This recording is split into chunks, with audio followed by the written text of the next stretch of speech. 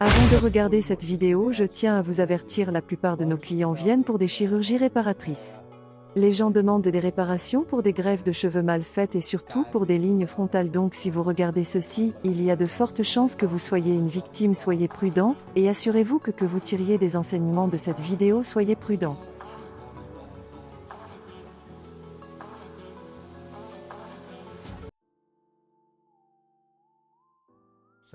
Voici donc quelques points clés pour une réparation de ligne frontale et les choses que l'on peut vraiment négliger si nous ne sommes pas très attentifs. L'emplacement de la ligne frontale, jusqu'à où peut-elle descendre le dessin de la ligne frontale, les unités folliculaires d'un cheveu, l'implantation, l'orientation de ces greffons, dans quelle direction ils iront, dans quelle mesure ils devront se connecter avec la peau et la direction dans laquelle ces cheveux doivent aller. Dans cette vidéo, examinons ces points pendant que le docteur Bizanga nous parle en direct d'une réparation, et il y a une chose qu'il dit qui est très importante: n'importe qui peut vous abîmer en une seule séance, mais il faut plusieurs séances pour effectuer une réparation correctement. Veillez donc à bien faire les choses dès la première fois. Encore et toujours. Nous serons toujours confrontés à des défis lorsque nous construisons une ligne frontale. Chez les patients, en particulier lorsque nous décidons d'abaisser la ligne frontale. Il y a des règles dont nous parlons et dont nous discutons. Et je pense que, malheureusement, je dois me répéter encore une fois.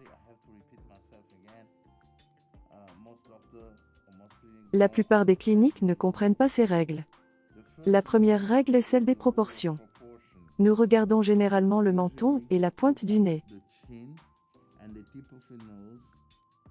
La pointe du nez à la glabelle. La glabelle à la ligne frontale. Donc ce patient, si nous regardons toutes les proportions prises, la ligne frontale aurait dû être placée ici, mais elle a été abaissée de près d'1 centimètre.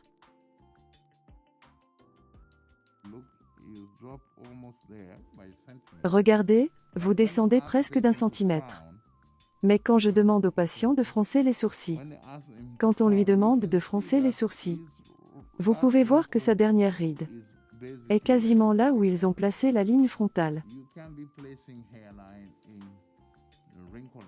On ne peut pas placer la ligne frontale dans la ligne des rides, parce qu'à chaque fois qu'il aura une expression faciale, la ligne frontale va bouger. Nous ne voulons donc pas cela. Il faut rester à au moins 1 centimètre de cette ligne. Et la deuxième chose est la direction des cheveux. C'est différent de l'angulation.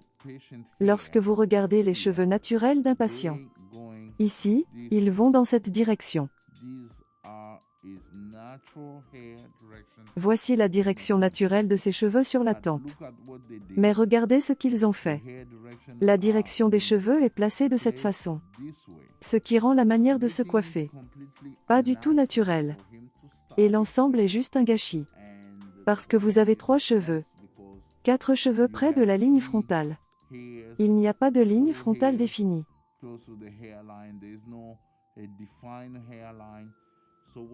Ce que nous allons faire, nous allons enlever tout ce qui se trouve à l'extérieur de ce qui est censé être la ligne frontale pour son âge et lors d'une seconde opération.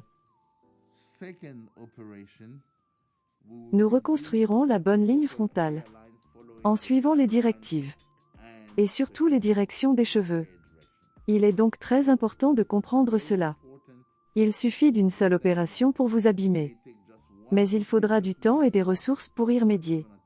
Il faut donc s'assurer de bien faire les choses dès la première fois.